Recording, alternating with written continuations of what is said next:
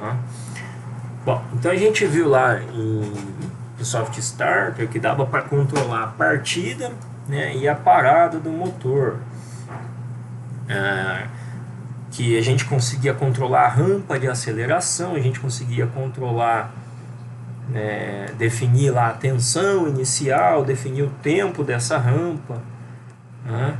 E isso era feito lá pelos tiristores dentro da chave, e o que o tiristor faz, né, quando a gente controla a soft start, é um corte aqui, né, no tempo. Então, ao invés de passar toda essa onda senoidal, ele vem no zero. Quando dispara o tiristor, ele sobe, pega um pedaço da onda, né, e segue. Esse tipo de corte, né, no valor da tensão implica numa redução de corrente, portanto também numa redução de torque, né? E a gente viu então que soft start a gente consegue utilizar para partir motores com carga desde que a carga seja leve, né? Esteja dentro daquilo que a soft permite, né? Mas não é recomendado para motor com carga, né? Porque tem essa perda de torque também. Lá a gente tem um corte simplesmente no valor da tensão. Então nessa onda aqui, né, se lembram lá de eletricidade 2, que quando a gente calcula o valor eficaz, o que a gente está considerando no final das contas é essa área que tem embaixo da onda, né, entre a onda e o eixo, né, o valor zero. Então toda essa área aqui que a gente considera para calcular o valor eficaz. Se nós estamos cortando essa onda, né, a gente está reduzindo o valor eficaz da tensão. Observa que a gente vai mudar então a forma da onda, né? Vamos supor um corte a 90 graus, implicaria assim, ó, zero, subiria aqui, aí desceria, né, voltaria. A gente reduz o valor eficaz da tensão, mas não reduz a frequência, porque esse comportamento voltaria a se repetir aqui, ó, né, no próximo ciclo. Então, 60 Hz da rede permanecem 60 Hz. A gente tem então lá na soft um controle só de magnitude de tensão. Bem, por isso que a gente não tem um controle de velocidade, a gente tem um controle da partida, mas a gente não controla a velocidade do motor.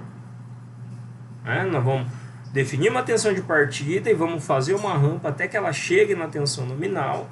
A partir dali o motor fica operando na sua tensão nominal e, portanto, com as suas características nominais, com a rotação nominal, com o torque nominal, né, e por aí vai. O inversor, ele trabalha baseado não na magnitude, aliás, não somente na magnitude, mas também na frequência. Para entender um pouco desse efeito, tem uma expressão aí, né, que é essa que aparece aqui na tela, N, que é a velocidade, né, a rotação do motor, a velocidade em RPM, né, em rotação por minutos. Espera que tem alguém querendo entrar aqui. Tá? É igual a 120, isso aqui é uma constante, tá? Vezes F, que é a frequência da rede em Hz, no nosso caso aqui no Brasil 60 Hz, vezes 1 menos S, sendo que S é o escorregamento, né? Vocês viram o que é escorregamento, né, lá no começo da disciplina, dividido por P, que é o número de polos do motor. Vocês viram também que, né, motores de indução têm um número de polos.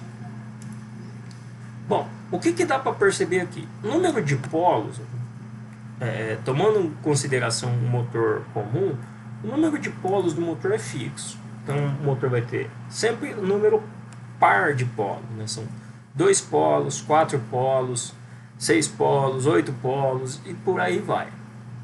Tá? O escorregamento é uma característica construtiva do motor e é um dado de placa.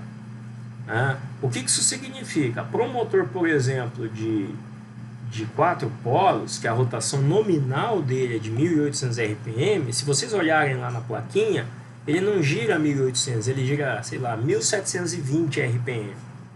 Essa diferença de velocidade é o que a gente chama de escorregamento, né? Que isso se dá por conta do processo de indução. Vocês se lembram como é que funciona o motor de indução? Não?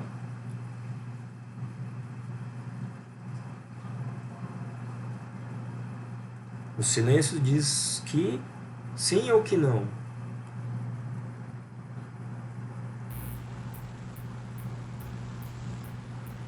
Sim.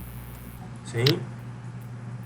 Então, por conta do fenômeno lá de indução magnética, que um campo magnético do estator induz um campo no rotor que vai tentar perseguir aquela conversa toda, a gente tem essa diferença de velocidade.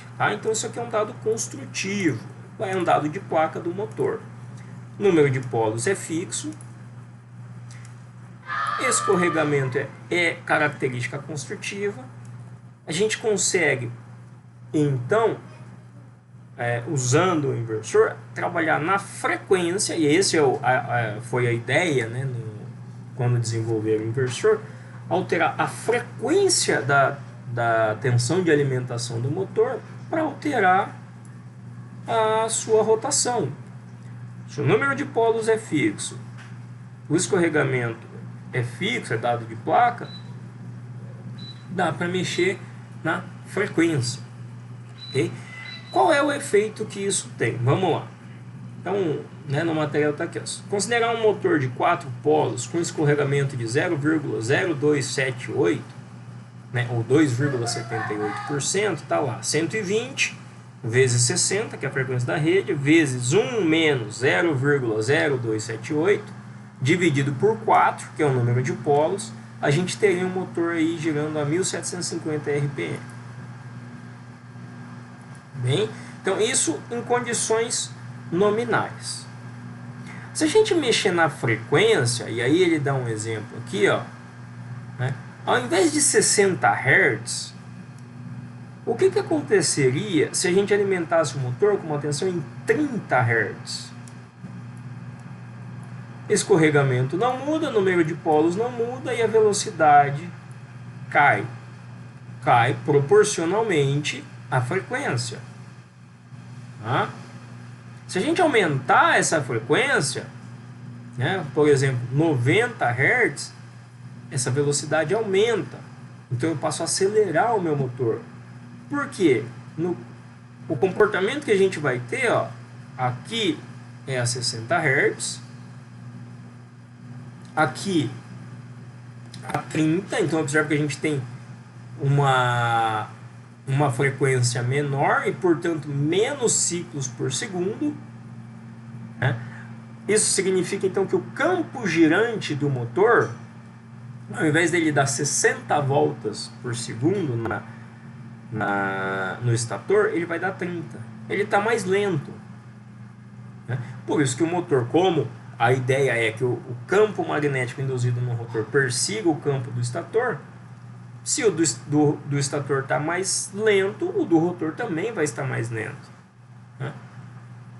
Por outro lado, se o campo girante estiver mais rápido, a frequência de alimentação for mais rápida, o campo girante vai ser mais rápido e o movimento do motor vai ser mais rápido. Então, partindo desse conceito de controlar a frequência, é que surgiram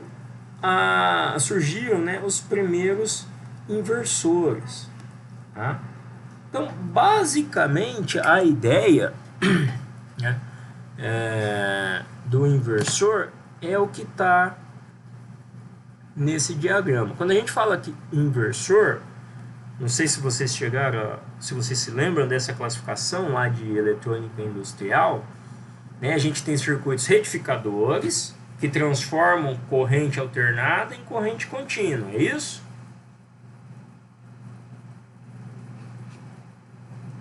Sim. E a gente tem circuitos inversores que transformam corrente contínua em corrente alternada. A gente tem ainda, não sei se vocês chegaram a ver, a gente tem conversores CC-CC que podem elevar ou diminuir o nível de uma tensão em corrente contínua, e conversores CA-CA que podem alterar a frequência de um sinal. Bom, por que a gente trabalha dessa forma? Primeiro retifica o sinal alternado, né, para depois inverter novamente. Porque a gente precisa controlar, quando a gente fala do inversor de frequência, né, que é o, se você pegar alguns, um pessoal que trabalha nessa área, você fala inversor de frequência, o cara acha ruim, né, porque na verdade ele não inverte frequência coisa nenhuma. Mas enfim, né, quando a gente promove essa estrutura que está aqui, né, pega o sinal alternado, transforma em contínuo, filtra para que ele seja o mais constante possível, né, e depois passa a inverter novamente. Porque quando eu tenho esse processo aqui, eu consigo, vamos dizer, definir melhor a minha saída. Tá? Tanto em magnitude quanto em frequência. Tá? Como é que isso funciona dentro do inversor? Então aqui a gente tem uma diferença em relação ao que a gente tem lá na Soft. Não sei se vocês se lembram que lá na Soft Start a gente tinha dois tiristores ligados em antiparalelo, né, em cada fase de alimentação do motor. Então, aqueles tiristores trabalhavam, né, controlavam a tensão simplesmente de uma das fases. A gente tinha dois tiristores na fase A que controlavam a tensão na fase A, dois tiristores na fase B que controlam a tensão na fase B. Né? Nos modelos mais antigos tinha dois na fase C que controlam a tensão na fase C. Hoje, né, a fase C já é direta e serve como referência.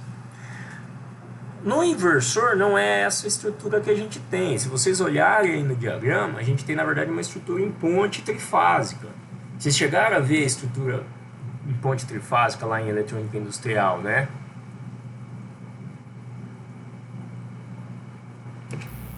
Sim.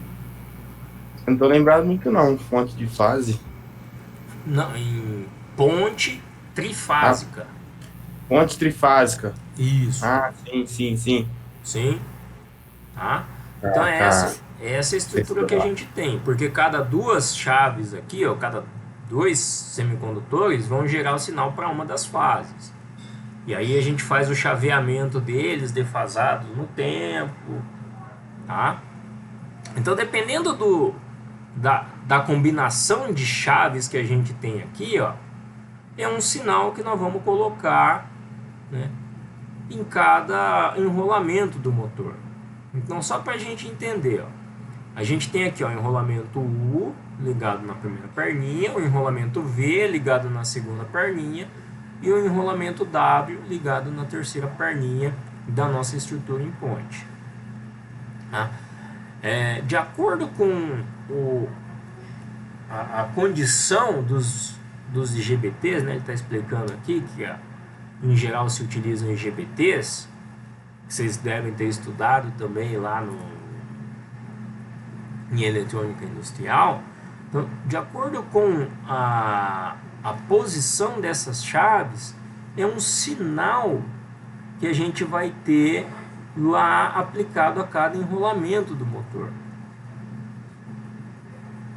Basicamente é isso aqui, ó. Então, né, olhando ali para a perninha U, aparece aqui 1, 4, 1, 4. O que isso significa? Vamos voltar lá, ficou meio ruim esse material por isso. Ó. Quando a chave 1 está fechada, a gente tem uma tensão positiva aqui no terminal U do motor.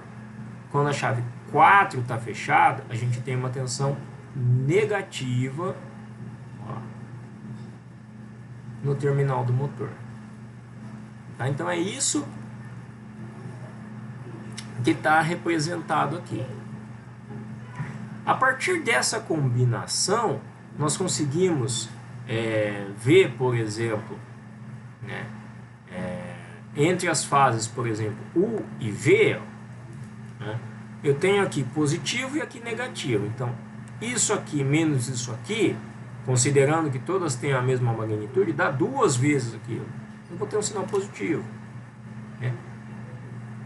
Se eu tiver os dois positivos, ó, isso menos isso, dá 0. Aqui, ó.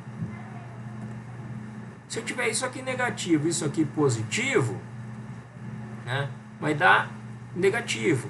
Então, observa que a gente vai construindo uma forma de onda aqui, ó, que tem um comportamento, apesar dela ser quadrada, ela tem um comportamento parecido com o de uma senoide. A fundamental dela, que a gente chama, é uma senoide, né, e aí nós vamos ter as frequências harmônicas que vão distorcer esse sinal e deixá-lo quadradinho aqui. Então, a fundamental desse sinal é uma senoide, e aí a gente tem as harmônicas atuando, né? Sempre que a gente trabalha com semicondutores, com corte dessas ondas, o que nós estamos fazendo em termos matemáticos é jogando harmônica. Harmônicas são tensões e correntes que têm frequências múltiplas da frequência fundamental. Então, se a nossa fundamental é de 60 Hz, né, que é a frequência nominal, eu vou ter ali um sinal a 120, um sinal a 180, um sinal a 240, um sinal a 300 Hz. Tá? E a sobreposição desses sinais é que dá essa carinha quadradinha aqui. Beleza? Bom, vamos lá. Então, partindo desse princípio de que abrindo e fechando essas chaves, eu consigo definir a tensão que vai ser aplicada em cada enrolamento ali, né? Algum esperto percebeu que se a gente fizer esse movimento aqui de forma acelerada, né, ou desacelerada, né, mudando a frequência dessa abertura e fechamento, a gente consegue definir, ó, um padrão. Ó. Então, observa que a gente tem aqui, ó, uma mesma tensão, só que ao invés de ter um quadradinho lá com degraus bem definidinhos como esses aqui, a gente tem uma frequência alta aqui, ó, de um sinal variando, né, sobre uma fundamental no tempo. Essa frequência elevada aqui é o que a gente obtém com a chamada modulação PWM, que é a modulação por largura de pulso. Basicamente a gente deixa eu ver se tem aqui, não vai ter. Basicamente a gente compara um sinal de alta frequência, né? Então um sinal, um trem de pulso, a gente compara ele com um sinal de referência, que pode ser uma senoide, tá? Sempre que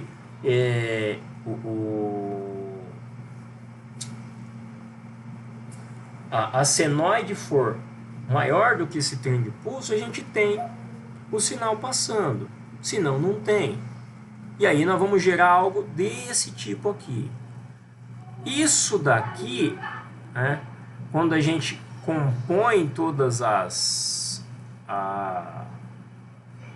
harmônicas, nós vamos ter uma senoide toda oscilando aqui, tá?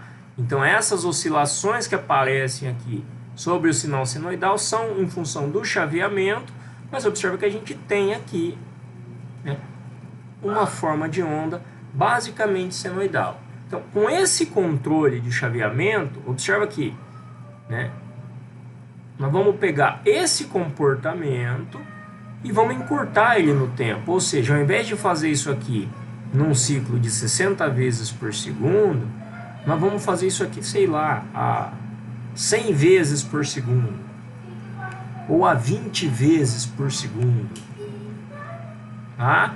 Porque eu consigo controlar esse tipo de sinal simplesmente abrindo ou fechando essas chaves. Consequência disso, dá para a gente gerar esse sinal aqui com uma frequência maior ou menor. Então, esse é o princípio de funcionamento do inversor. Ele vai atuar não só na amplitude da tensão, nós vamos ver que ele mexe também com amplitude de tensão, tá? Com valor eficaz, mas ele mexe principalmente com frequência. Então ele vai regular a frequência da alimentação do motor. Pessoal, até aí tranquilo, não? Tranquilo. Sim, tranquilo. Tá. Vai. Quer? Se o pai também quer? Vê se a mamãe quer. Não, eu quero sair. Bom, vamos lá. Então vamos passar para... Vamos seguir esse material. Né?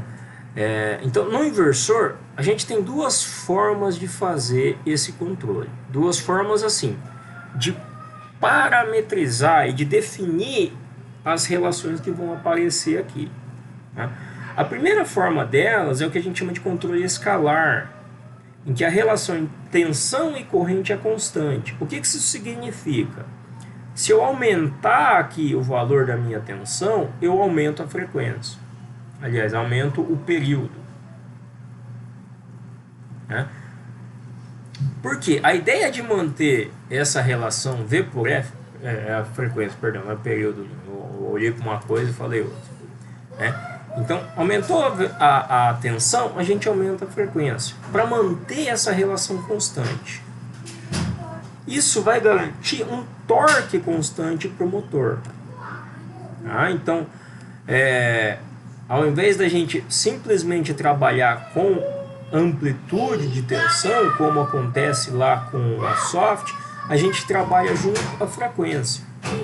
Se eu vou cortar, vou deixar a minha tensão pela metade, eu vou reduzir também a minha frequência pela metade. Tá? Essa é a ideia do controle escalar. Então, quando a gente faz isso, a gente consegue manter o torque do motor. Cadê aqui? Esse texto que tem aqui é interessante de vocês lerem, tá? Que ele explica bem o que está acontecendo em termos de enrolamento do motor. Bom, então a ideia é essa aqui, ó. Bom, o exemplo aqui traz um motor de 380 volts, né, em 60 Hz. O que acontece? Conforme eu vou aumentando a tensão... Espera só um minuto. Meninos, vamos tomar banho direitinho. Então, conforme a gente vai aumentando a tensão, nós vamos aumentando a frequência. Para 127 volts, a gente tem 20 Hz. Para 254 volts, a gente tem 40 Hz. Porque isso vai garantir... deixa eu ver se dá para extrair daqui. Não vai dar. Aliás, vamos lá. Isso vai garantir que essa relação aqui, ó, aconteça. A corrente, ela é mais ou menos... igual à relação entre tensão e frequência. De onde isso sai? Vamos voltar aqui, ó, dessa expressão que está aqui. Se a gente está variando a frequência, bom, resistência, né, não sofre influência de frequência. A gente pode considerar ela... pode considerar não, né? Ela é constante, independente do valor da frequência. Já a reatância, que é o X, né, ela depende da frequência. A reatância indutiva, vocês se lembram que é igual a ômega-L, né? Ou seja, 2 vezes π vezes F vezes L.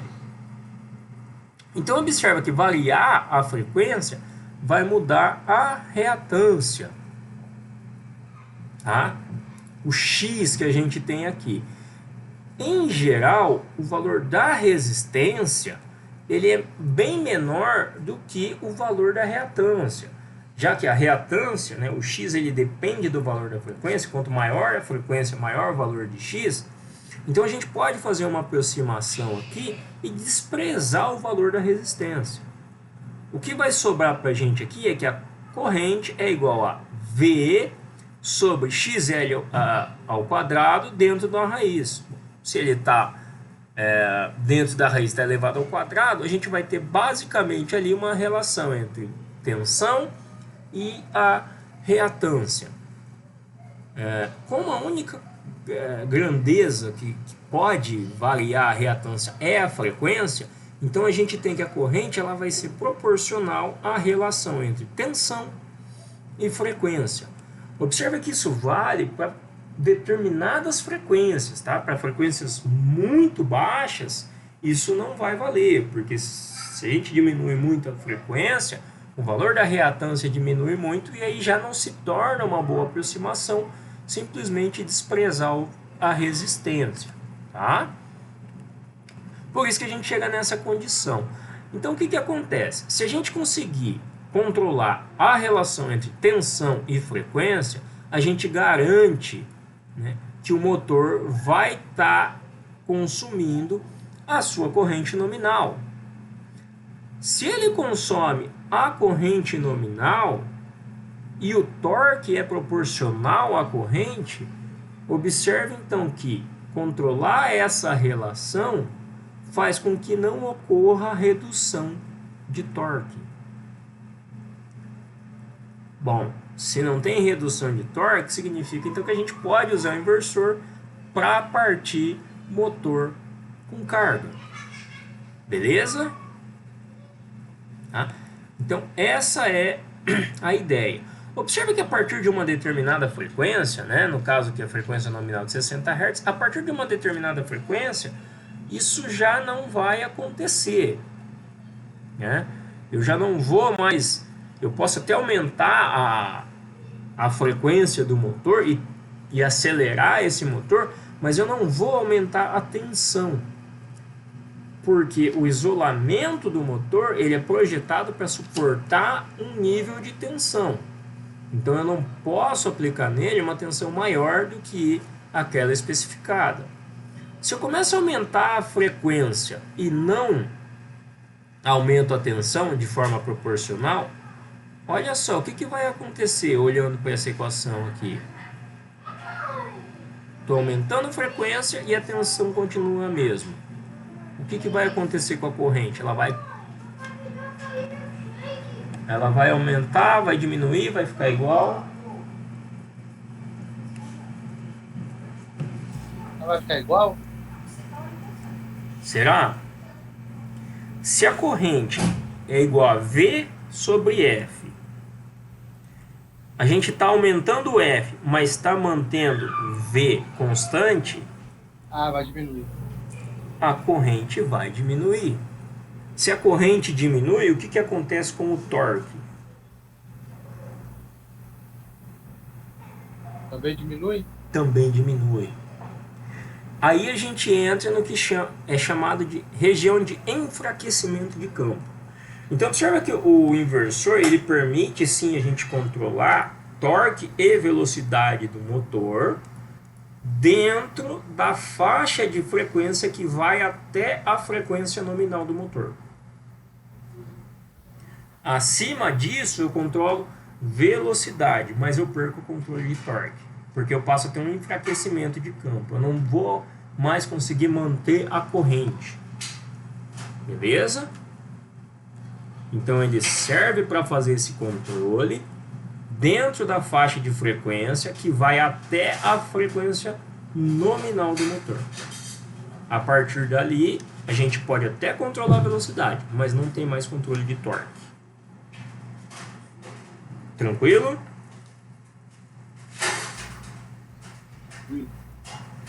Então vamos lá.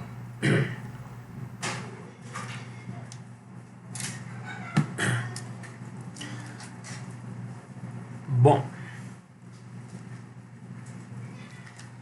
o que acontece em baixas frequências? Então, em algum lugar aqui, a gente viu que, né, não sei se vocês conseguiram ler, ele fala que para frequências acima de 30 Hz a gente pode desprezar isso aqui. Para frequências abaixo de 30 Hz, o valor da resistência do enrolamento ele já não é tão pequeno que possa ser desprezado com relação ao valor de X. Se eu não posso desprezar, eu vou ter ali então as frequências mais baixas. Se eu diminuir proporcionalmente a tensão, eu vou ter também uma redução da corrente, portanto uma perda de torque. Acontece que para regiões de baixa frequência é possível fazer uma compensação dessa tensão. Eu não posso, em regiões acima da frequência nominal, aumentar essa tensão. Mas se eu estou numa frequência mais baixa, vamos supor, a 20 Hz, ao invés de eu aplicar 127 volts, eu aplico, sei lá, 140. Observa que eu vou aumentar um pouquinho essa relação, de modo a compensar a existência do valor de R, da resistência de enrolamento, e, portanto, consigo manter o torque constante. Isso é o que a gente chama de compensação. Tá? É a compensação de torque. Então, a baixas frequências é isso que o inversor vai fazer. Então, ao invés de manter essa linha aqui reta, em que a tensão é proporcional à frequência, a gente vai ter umas outras linhas aqui em que nós vamos aplicar uma tensão um pouquinho maior para as frequências mais baixas e não seguir essa linha reta que está aqui. Bom, então esses são os recursos que a gente tem para o chamado controle escalar. Observe que a gente está trabalhando simplesmente com valores. Então, valor de tensão e valor de corrente. Tá? Não sei se vocês se lembram isso de algum momento lá da matemática. A gente tem escalares e vetores. Então, um escalar é um número simplesmente. Um vetor é um número que tem direção e sentido, vamos colocar assim, a grosso modo. Então, quando a gente tem um controle escalar, nós estamos controlando a tensão, o valor da tensão e o valor da frequência. É esse controle que a gente consegue fazer. A gente consegue manter torque constante, mesmo fazendo essa compensação, e atua dentro da faixa de frequências que vai até a frequência nominal do motor. Tá? A gente consegue então utilizar esse tipo de controle para a maior parte das aplicações. Tá? Não dá para usar ele em uma situação em que eu necessite de um controle mais apurado de aceleração ou de frenagem, ou que eu necessite de um controle, vamos dizer, um ajuste fino desse comportamento dinâmico do motor. Tá? Então, na maior parte dos casos, é o que acontece. Então, a gente pode, eu não preciso desse controle tão fino. Então, eu posso usar um controle escalar. Eu não preciso controlar o torque. Observa que o controle escalar, como ele mantém constante a relação entre tensão e frequência, ele mantém um torque constante também. Então, eu não consigo utilizar esse modo em uma aplicação em que eu tenho necessidade de variação de torque. Tá? Mas serve para a maior parte das aplicações. Tá? O que nós vamos ver de facilidade na hora de programar, de parametrizar um inversor no modo escalar, é que muitas das grandezas, das variáveis que tem lá, nós não vamos nem precisar mexer. Tá? Porque, como ele vai manter simplesmente a relação entre tensão e frequência, para ele não importa algumas coisas como, por exemplo, parâmetros do motor, valor de corrente instantânea. Isso pouco importa para ele. Ele vai controlar só, estou aplicando tantos volts, eu preciso aplicar tantos hertz, aplicar essa tensão em tantos hertz. É esse o controle que ele vai fazer. Professor, e a parametrização é a mesma? Parametrização é a mesma que o que, Flávio? Não, porque, por exemplo, é igual no vetorial, você pega os dados do motor, Aí você vai colocar os dados do motor no inversor. Uhum. Beleza. E no escalar, como é que funciona isso aí?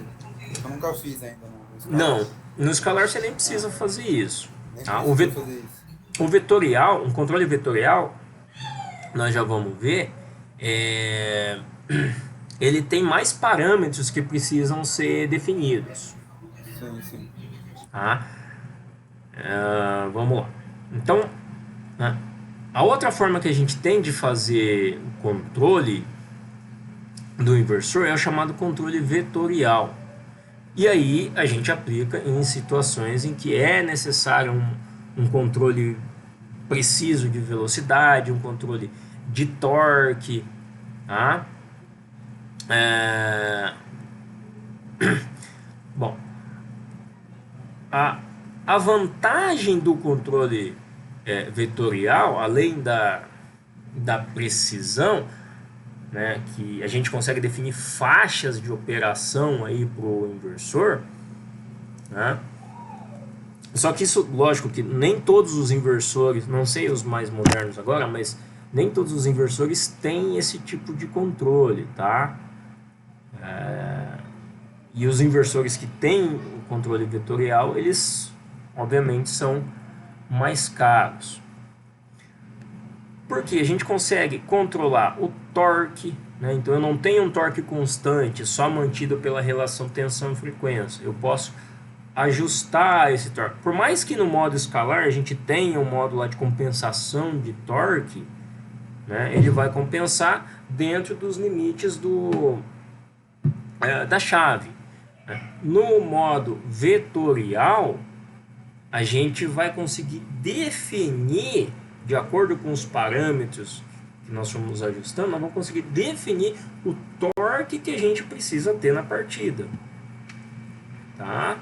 Então é um controle mais eficiente. Em termos de parametrização, nós vamos ter sim uma dificuldade maior, vamos dizer assim. Nós vamos ter uma quantidade maior de parâmetros para ajustar.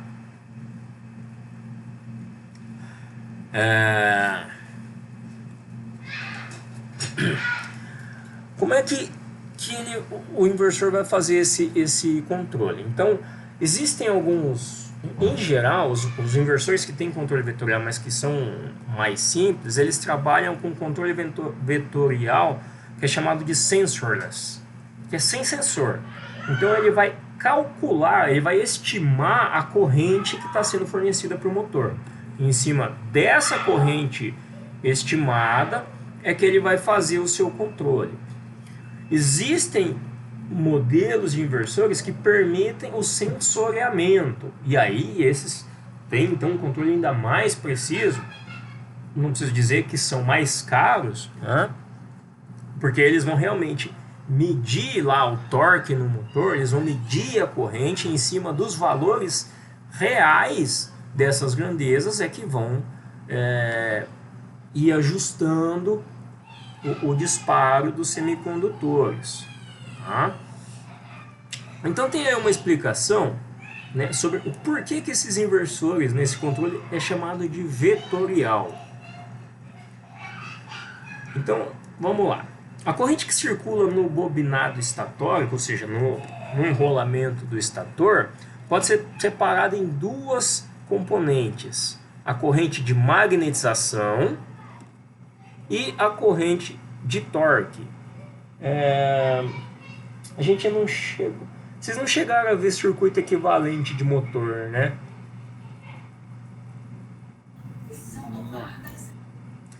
Vocês se lembram do desenho do transformador? Sim. Em que ele tem lá as indutâncias dos enrolamentos e tem um ramo, né, uma admitância, uma condutância, uma admitância referente ao circuito de magnetização, que é o que ficava em pezinho, assim, ele forma tipo um T, né? Deixa eu ver se eu tenho ele fácil aqui.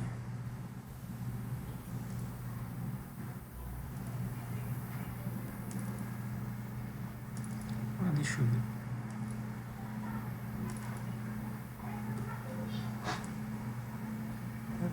deitar. Então tá aqui, ó. Isso aqui é um circuito equivalente. Vou aumentar um pouquinho.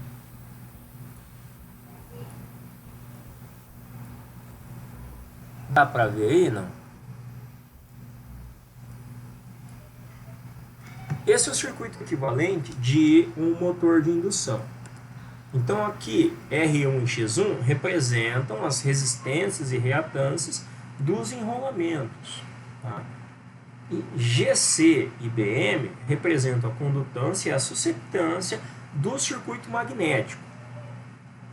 O que o material aqui está dizendo, aqui tem uma corrente de magnetização que produz fluxo e uma corrente que produz torque, é exatamente isso aqui. Então, o que está nesse circuito aqui, ó, nesse ramo, que vai ser sempre uma parcela menor da corrente, é o que vai produzir o fluxo. E a parcela maior da corrente, que está aqui, é o que produz o torque. Tá? E aí, os valores desses elementos aqui dependem das características construtivas do motor. Beleza? Mas essa é a divisão. Então a gente tem uma corrente aqui que gera fluxo e uma corrente aqui que gera torque. Tá? A corrente total é a soma vetorial dessas duas componentes. Por que soma vetorial? Vocês trabalharam com números complexos lá em eletricidade 2, né? Sim. Vocês viram que, né, se a gente pegar um nó, a corrente que tem aqui I2 é, aliás, né, a corrente desse nó aqui, né, o I2 a gente pode chamar por I1 mais a corrente de magnetização. Né, a corrente total que é fornecida aqui para o motor, né, é a corrente de torque mais a corrente de magnetização. Só que, como a gente tem elementos aqui complexos, isso aqui tem módulo e ângulo, e isso aqui, né, I1 tem módulo e ângulo, e Φ tem módulo e ângulo. Então, para somar essas duas correntes, nós vamos precisar trabalhar com fasores ou vetores. Aí entra o nome de vetorial. Como o torque é proporcional à corrente total, né, já que ela é decomposta, mas o torque é proporcional à corrente total, aparece então um produto vetorial, que nada mais é que, vamos dizer, nós vamos projetar esses dois fasores aqui, esses dois vetores no espaço, né, e vamos ver, vamos prolongar eles e ver onde eles se encontram. A grosso modo é isso. É como se fosse um produto mesmo, um vezes o outro, tá? Por isso esse nome de produto vetorial. O que foi, Caio? Vai por roupa, vai. Peraí, só um minuto, pessoal. Ô! Faz as coisas direito, hein? Eu já falei pra você, puxa ali.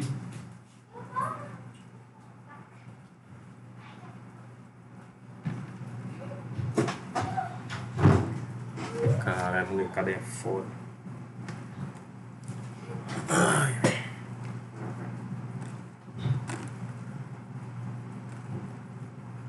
Pessoal, beleza? Isso não? Beleza? Beleza. Beleza. Então vamos lá. Aqui tem até uma informação, ó, sobre o inversor que tem a realimentação por encoder, né, e o inversor que é chamado de sensorless. O modelo que a gente tem lá no laboratório, ele é o sensorless, né, que é mais barato.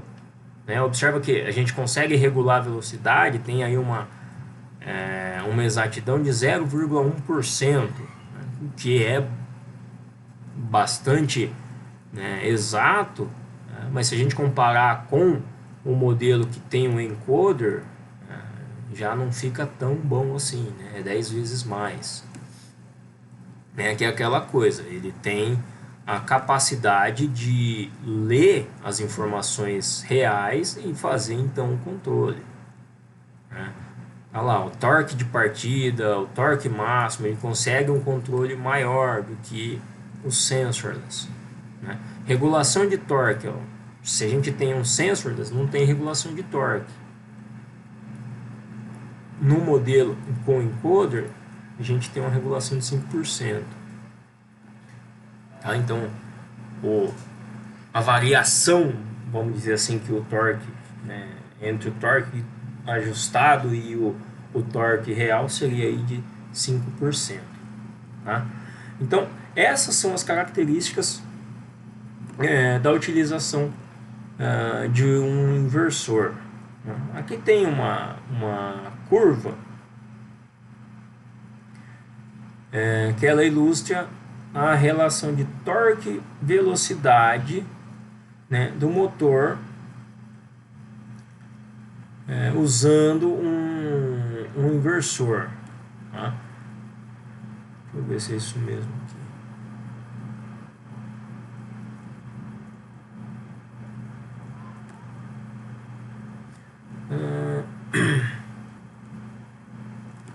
Corrente, velocidade e torque, velocidade. Não, esse aqui é do motor normal, motor de classe D. Aqui, então essa aqui é uma curva do motor, tá? O torque, né? Então a gente tem várias classes de motor. Esse aqui, se não me engano, é o motor classe D, né? Então ele tem um torque de partida, tem uma caída, né? Chega no torque máximo e depois ele tende aí para o valor nominal, tá? E a corrente, né? Ela parte lá em cima e aí decresce até o valor nominal. Quando a gente tem o acionamento do motor por meio de um inversor, a gente tem um controle disso daí. Observa que não vai ter uma curva variando com a velocidade, né? Então aqui o torque varia com a velocidade, a corrente varia com a velocidade. Aqui não. Tá? Então a gente consegue manter essa relação constante. Tá? Beleza, isso? Tá? Outra vantagem de inversor é que a gente tem a corrente de partida, né, reduzida. Nós não vamos ter uma corrente de partida, um pico da corrente de partida, como acontece numa partida direta, ou como acontece mesmo nas partidas indiretas, ou mesmo com a soft, né? Porque a gente tem lá a soft é suave, né? Mas né, nos métodos indiretos a gente tem aquela variação de corrente. Em todos eles a gente tem variação de corrente. No inversor não. Tá? No inversor, como ele controla a relação entre tensão e frequência, a corrente, ela, né, a gente viu lá em cima, ela tende a se manter praticamente constante, né, no valor nominal. Tá? Então é uma outra vantagem do inversor. Então, além de controlar partida do motor e parada do motor, que são características que são controladas por uma soft starter, o inversor vai permitir que a gente controle a velocidade, já que a gente consegue regular a frequência da alimentação, vai permitir que a gente controle torque, tá? E a gente consegue manter um motor operando por meio de um inversor, né, com características diferentes das características nominais. Eu consigo pegar um motor de 4 polos, ao invés de colocar ele para rodar 1800 RPM, eu consigo colocar ele para rodar 1200, consigo colocar ele para rodar 900, né, e por aí vai. Então a gente tem uma gama maior aqui de variáveis que podem ser controladas usando o inversor. Tá? Bom, lógico que em termos de parametrização isso vai ter um preço. Tá? A gente lá na soft, a gente viu que tinha lá, acho que uma página, né, de parâmetros que a gente podia editar. Tinha alguns parâmetros de leitura e a maior parte dos parâmetros que a gente podia editar né? Ainda assim eram só alguns referente a tensão de partida, tempo de rampa de partida, tensão de parada, tempo de rampa de parada, né? Não tinha algo muito aprimorado, porque a software é um dispositivo que só faz esse serviço. Agora não, agora nós vamos ter parâmetros pra caramba para poder ajustar.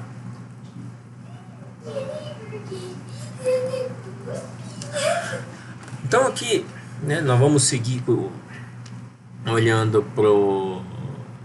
para esse dispositivo da VEG. Deixa eu ver se aqui ele já aparece. Tá, aqui ele vai descrever os parâmetros, não vai dar em tabela, tá? Então ele separa aqui como parâmetros de leitura, parâmetros de regulação, parâmetros de configuração, parâmetros do motor e parâmetros das funções especiais.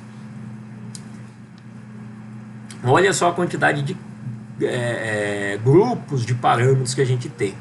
Só vou voltar aqui para a gente ver mais ou menos o que tem em cada um deles. Bom, leitura é para saber qual que é a corrente que o motor está consumindo, para saber a frequência que ele está trabalhando, para saber a velocidade dele, né, para saber a tensão de alimentação. São essas grandezas que a gente não vai, que a gente vai simplesmente ler para saber se a situação está dentro daquilo que é esperado.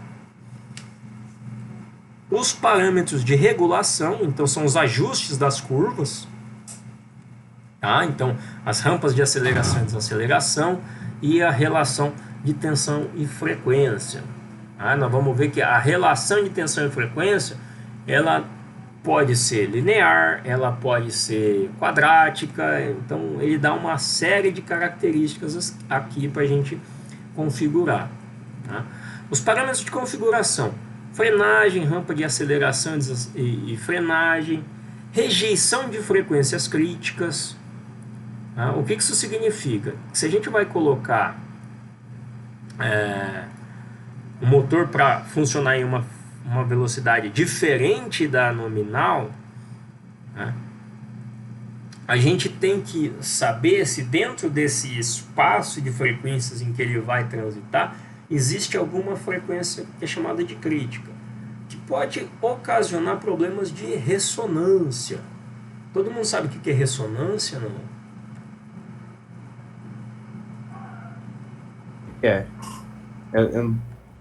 Eu já ouvi falar, mas não lembro o que é. Explica aí então, o que você ouviu falar? Ressonância magnética, tem esse negocinho. Eu vou falar disso aí. É o mesmo conceito. O que é a ressonância magnética? Além de ser um exame médico. Ixi, aí você me complicou. Aí eu te compliquei? É a radiação, né, que faz. É mais ou menos isso aí que o Flávio falou, não é? Ó, vamos lá. Você já viu algum vídeo de, sei lá, helicóptero que está pousando e quando ele está chegando na Terra ele começa a tremer e cai? Você Já vi vários. Pois é, aquilo é um efeito de ressonância. Mas diante do quê? Então, o que acontece? Sempre que você tem ondas, né? Então, no caso aqui a gente tem ondas de tensão, ondas de corrente, né? Sempre que você tem ondas, essas ondas vão, de alguma forma, refletir e retornar. Né? Quando a gente fala, a gente consegue se ouvir porque as ondas de som batem nas superfícies, refletem e retornam para o nosso ouvido. A gente enxerga porque as ondas de luz, né, batem nas superfícies, refletem e voltam para os nossos olhos. Não é isso? Quando a gente coloca um motor para funcionar, vamos supor aí um ventilador. Né? Esse ventilador, ele vai girar e vai movimentar o vento, vai provocar ondas nesse vento, ondas sonoras, né? Ondas no próprio movimento do vento. Isso vai refletir e vai voltar. Se nesse processo de reflexão e retorno da onda, ela se sobrepõe à onda original, hora que elas se somam, a amplitude delas aumenta. É como se dá um soco em alguma coisa. Como Por se exemplo, você você- desse um soco, só que igual ele voltasse com o dobro da força. É mais ou menos isso. No novo normal agora, né? Você cumprimenta a pessoa com um soquinho, né? Ah, Aí outra pessoa vai dar um soco mais forte. Aí você já dói a mão já. é por aí, entendeu? Agressivo, né? Então ela volta mais forte. Esses efeitos vão se sobrepondo, eles entram no que a gente chama então de ressonância, elas vão estar sincronizadas, bonitinhas. Isso acaba com o equipamento. Porque a hora que ele vai querer empurrar alguma coisa, né, ao invés de ter uma força contrária atuando, né, nesse movimento, ele vai ter uma força puxando. É tipo, você vai dar um tapa em alguém, ou o soco, né, que você falou, você vai dar um soco em alguém, em vez do cara deixar ali a mão, né, ou a cara para você bater, ele puxa a sua mão. Você vai pro chão. Tá? Então, É verdade. esse é o efeito de ressonância. Então, sempre que a gente tem equipamentos funcionando, né, e que tem um movimento que se repete no tempo, ou seja, então ele tem uma frequência, ele está sujeito a esse efeito. Né? Então, se são conhecidas essas frequências de ressonância, a gente consegue evitar elas usando o inversor. Nós vamos parametrizar o inversor para que, quando chegar em tal frequência, você pula. Então, né, vamos supor que 32 Hz seja uma frequência de ressonância para um determinado equipamento. Ele vai chegar em 31, ele vai pular para o 33. Ele não vai parar, ele não vai permitir a operação do equipamento naquela frequência. Tá? Isso é o que a gente coloca aí como rejeição de frequências críticas. Partida com o motor girando, que é o flying start. Né? Nem parei o motor e eu preciso partir ele de novo. Né? Com o inversor eu consigo fazer isso. De forma normal, a gente faz, mas não é recomendado, porque o motor não foi feito para isso. Tá? Como o inversor consegue controlar a tensão e a corrente que ele vai fornecer para o motor, ele consegue compensar esse já início do movimento do motor. Tá? Outra coisa, compensação de escorregamento.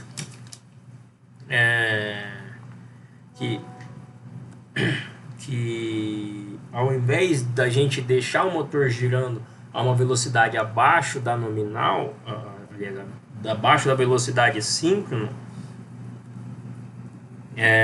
a gente coloca ele para girar a velocidade síncrona. Tá? Beleza? Então, todas essas funções a gente consegue realizar com o inversor. Tá? Parâmetros do motor. Oi, Flávio. Vai fazer pausa pra jantar? Vai o quê? Ou vai fazer uma pausa pra jantar? Ou... Não, vamos levar mais uns 15 minutinhos e aí a gente continua amanhã. Tá? Eu não quero me estender muito também não, até porque, puta, tô cansado pra caralho também. Né? Então vamos lá. Parâmetros do motor, como o próprio nome diz, tensão nominal, corrente nominal, o torque do motor, tá? O escorregamento. Então tudo aquilo que é dado de placa do motor, a gente coloca aí para o inversor. Tá? Porque em cima dessas informações é que ele vai conseguir fazer o controle vetorial.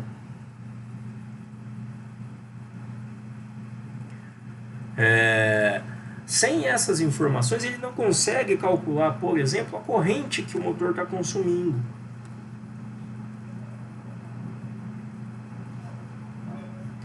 Tá? Então a gente tem aí os dados do motor, né? E os parâmetros das funções especiais, né? Que são algumas vamos dizer, características que a gente pode colocar, né, para o inversor funcionar. Aqui ele apresenta ciclo automático, então ele vai ficar repetindo aquele ciclo dentro de um intervalo, e o controle de processos, tá? Que a gente consegue, por exemplo, colocar o inversor para trabalhar em rede, né, dentro de um sistema supervisório e por aí vai, tá? Então a gente vai dar uma passada rapidinho aqui e aí amanhã a gente retoma vendo como fazer essa parametrização, tá bom? Então vamos lá. Os parâmetros de leitura são esses que aparecem, a referência de velocidade, né? Isso na verdade é a rotação do motor, a velocidade dele em RPM. Tá? A velocidade do motor, né? A velocidade real, a corrente do motor, a tensão do circuito intermediário, que é o barramento CC. Vocês se lembram que o inversor ele tem lá um retificador, um circuito, um barramento de corrente contínua e aí um inversor. Então a gente consegue medir a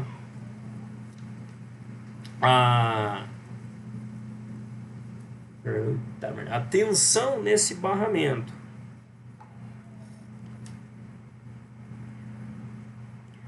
Tá? Deixa eu só responder um negócio aqui.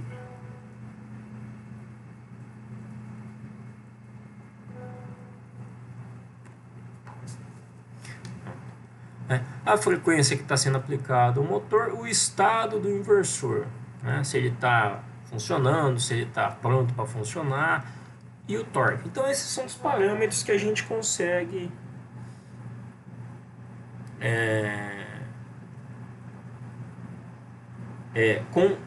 ler no inversor.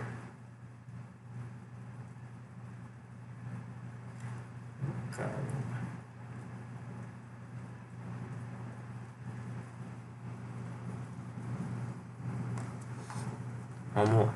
Parâmetros de regulação. Então, os parâmetros de regulação são basicamente os que a gente tem lá na soft. Tá? Tempo de aceleração, tempo de desaceleração. Aqui vem a primeira diferença. Lá na soft start a gente tinha a rampa linear, né? Era esse aqui o crescimento, né, da rampa de aceleração. Aqui a gente pode ter uma chamada rampa em S, que permite um controle maior do torque do motor, tá? E aí ele vai ter esse comportamento aqui.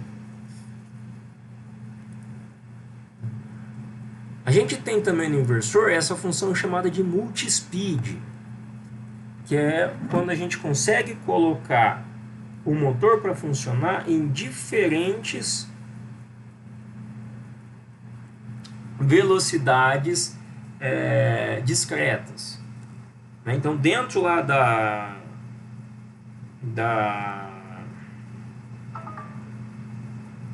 da faixa de velocidades do motor, eu consigo definir, ó, como está no exemplo, eu quero que ele gire a 90 Hz, 90 RPM, 300 RPM, 600 RPM, 900 RPM e por aí vai. Então eu consigo definir várias velocidades, né? Fazer aquilo que a gente viu lá com o motor da Lander, que tinha duas velocidades discretas, aqui a gente consegue fazer com até 8 velocidades.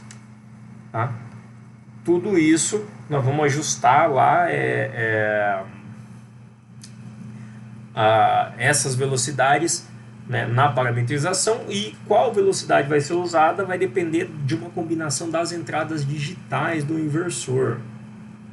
Tá? Então, algo por aqui. Ó. Então, nesses parâmetros, ó, do 124 ao 131 se define as velocidades, tá? E aqui tem a condição, então, das entradas digitais para cada para cada velocidade. Uma curva de tensão por frequência ajustável. Então a gente consegue, ó, ao invés de manter uma relação pré-definida lá para tensão e frequência, por exemplo, a gente, ao invés de ter a tensão totalmente linear, a gente consegue definir alguns pontos aqui para construir a curva de tensão por frequência. E essa curva aqui nós vamos construir de acordo com a necessidade de torque do motor. A gente viu que a relação entre tensão e frequência permite o ajuste de torque. Então, se a gente aumentar a tensão somente, mantendo a frequência constante, a gente vai ter um pouquinho mais de torque, já que a corrente vai aumentar. Se a gente aumentar a frequência e mantiver a tensão constante, nós vamos ter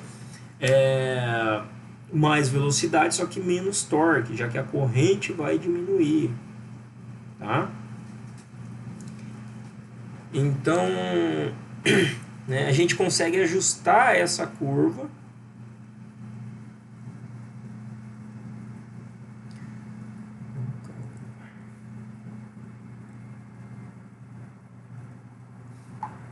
para fazer aí usando um inversor, coisa que não dava para fazer na soft. Outra coisa que a gente consegue fazer aqui é a frenagem. Lá na soft a gente só fazia a desaceleração do motor, a gente reduzia a tensão na hora de parar o motor, mas a gente não freava o motor. Aqui a gente consegue frear o motor. Nós vamos injetar, o inversor vai injetar uma corrente contínua contrária ao sentido de movimento do motor para fazer ele parar. Então a gente consegue definir uma rampa de aceleração, por exemplo, em zero, ou seja, a hora que eu apertar o botão o motor tem que parar. Então dá para controlar a posição muito bem com isso. Eu tenho um processo em que eu não posso deixar o motor continuar se movimentando por inércia. Dá para fazer isso com um inversor. E aí a gente precisa então parametrizar isso. Aqui ainda questão de desaceleração, frenagem, a rejeição de frequências críticas, que eu falei para vocês. Então a gente indica aqui algumas frequências, um intervalo de frequências em que o motor não pode operar. A partida com o motor girando, que é o flying start, porque o que acontece? O motor ainda está girando, a gente desligou ele, mas ele ainda está girando. Se a gente simplesmente colocar ele para partir, ele vai levar um tranco. Se a gente fizer isso, por exemplo, numa partida direta, ele vai levar um tranco. Com o inversor ele consegue aplicar no motor tensão e frequência próximas àquela que o motor teria girando naquela velocidade. Então a gente evita esse tranco, dá uma suavizada aí nessa partida com o motor girando. Tá? Compensação de escorregamento, então a gente consegue tirar aquele efeito da indução de fluxo e levar o motor a operar mais próximo da sua frequência síncrona. Tá? Então essas são as características que a gente consegue controlar aí em termos de partida e parada do motor. Os parâmetros do motor, então, o que a gente precisa colocar: tensão, corrente, rotação, frequência do motor, que são dados de placa, e em cima desses dados é que ele vai fazer o controle vetorial. E ajustes especiais, então, quando a gente, como eu falei para vocês, se a gente precisa de uma repetição de ciclos, está aqui, a gente define os intervalos, o comportamento em cada intervalo desse e programa. Vamos programar esse inversor. Tá? E o controle de processos. Vocês não fizeram controle de processos ainda, né? Semestre que vem, né? Ainda não. Tá. Então nós vamos... Isso, que vem. Então nós vamos adiantar um pouquinho, porque com o inversor a gente consegue fazer, por exemplo, um controle PID. Ele tem um regulador PID que a gente consegue configurar para fazer o controle de um processo. Como é que faz isso? A gente tem lá então, está aqui ilustrado, num processo, o motor está movimentando uma bomba e a gente tem um sensor lá na saída dessa bomba. A partir da leitura desse sensor, nós vamos jogar o sinal para o inversor e vamos então regular a velocidade, o torque desse motor. Essa regulação vai ser feita de forma a atender a o que a gente chama de regulador ou controlador PID, que ele tem três ganhos, né? Um ganho proporcional, que a gente pode, por exemplo, para cada um, né, de forma grosseira, para cada um que você tem na saída, eu quero que regula 3 aqui, algo assim. Então é proporcional. Um integral, que passa por um cálculo de integral, né? E o derivativo, que basicamente é um cálculo de derivada e basicamente calcula para onde, qual é a tendência daquele movimento. Tá? Mas aí eu falo com vocês, explico isso com mais tranquilidade para vocês, que vocês vão usar isso até na disciplina lá. Eu só não tenho de cabeça se a gente consegue... Deixa eu ver. Se ele fala isso aqui. Eu só não sei se a gente consegue zerar um desses tipos de controle. Tá? Porque quando vocês forem estudar o controle de processos, vocês vão ver que tem regulador proporcional, integral e derivativo, né, que formam o PID. Mas a gente tem, por exemplo, um controlador PI, a gente tem um controlador PD, né, ou seja, um deles está zerado. Né, então, ou dá para trabalhar com um único controlador. Eu não lembro se dá para fazer isso no inversor, mas a gente vai descobrir, né, vamos relembrar. Tá, então, essas são basicamente aí as funções do inversor. E tudo isso é parametrizado. Aqui ele não traz a lista de parâmetros. Eu vou só mostrar para vocês. O Flávio já deve ter visto essa lista de parâmetros, né? Deixa eu ver. Cadê o manual? Aqui. Tá aqui, ó. Então essa aqui é a referência rápida. Tá, ó. Parâmetros de leitura estão aqui. Deixa eu aumentar um pouquinho. Os parâmetros de leitura. Os parâmetros de regulação, que são os tempos de rampa. Regulação de frequência. Né? Então a frequência, se a gente estiver trabalhando com muito speed, a referência de frequência. Tá? Frequência mínima e frequência máxima, isso é uma coisa que a gente consegue definir também no inversor. Então, eu quero que o inversor opere lá dentro de uma frequência, sei lá, de 40 a 55 Hz. Eu consigo definir aqui, e aí qualquer outro parâmetro que envolva frequência, eu só vou conseguir colocar dentro dessa faixa. A relação de controle de tensão por frequência, então, se eu tiver uma compensação de torque, né, manual ou automático, compensação de escorregamento, né, a frequência de início de enfraquecimento de campo, que em geral é a frequência, aliás, não pode ser maior do que a frequência nominal, a regulação de tensão no barramento CC, tá?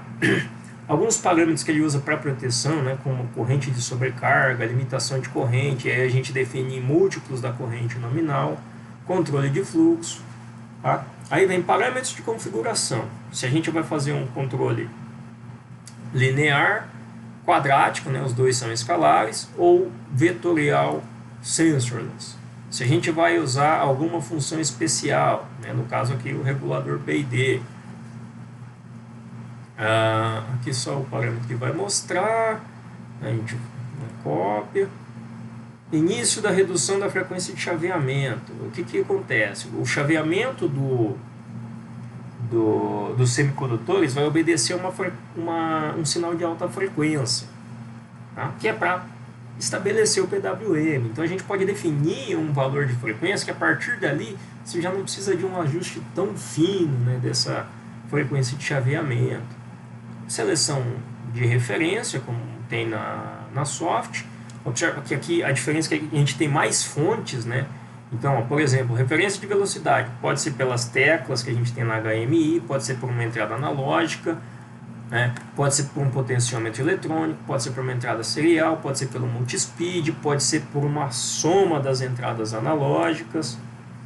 Tá? Então a gente tem uma porrada aí de referências que podem ser utilizadas. Tá? E isso a gente tem também aqui situação local, situação remota, né? Precisa definir tudo isso. Sentido de giro, isso aqui é legal, porque lá na software a gente não podia fazer o controle do sentido de giro.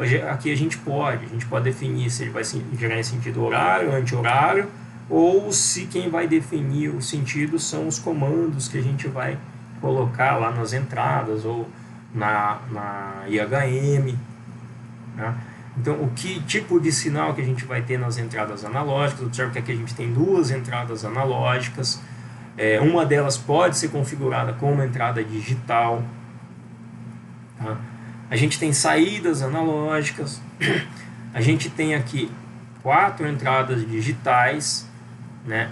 A quinta entrada digital que ele fala é se a gente configurar a segunda entrada analógica como digital. Mas pode ter 6. Ó. Então a outra também, né, pode ser configurada como entrada digital. Né? As saídas a relé, que a gente tem aqui também. Tá? Aqui das inversor. Informações de frenagem. Então se a gente quiser aplicar uma corrente contínua contrária para realizar a frenagem do motor. As frequências evitadas. Né? A interface serial, se for para utilizar ele em rede. Características de flying start, tá? As interfaces para comunicação em rede, aqui os parâmetros do motor, tá? Que são necessários para o controle vetorial. Esses parâmetros medidos é que assim, em cima das informações que a gente colocar aqui do motor, ele vai estimar esses valores aqui. Tá? A resistência do estator, por exemplo, ele vai estimar. E as funções especiais, né? Então os ganhos, né, dos controladores proporcional, integral e derivativo, né? O set point das teclas o set point desse regulador, então, né, onde que é o zero dele, o tipo de ação. Tá? Então, o que a gente precisa para controlar o processo. Tá? Então, são esses os parâmetros. Né? Então, observe que lá a gente parava no 100 e pouquinho, aqui a gente vai até o 500 e lá vai fumaça. Tudo bem que pula um monte de número, mas ó, aqui tem 1, 2, 3, 4, 5, 6, 7, 8 páginas de parâmetros. Lá na software a gente só tem 1.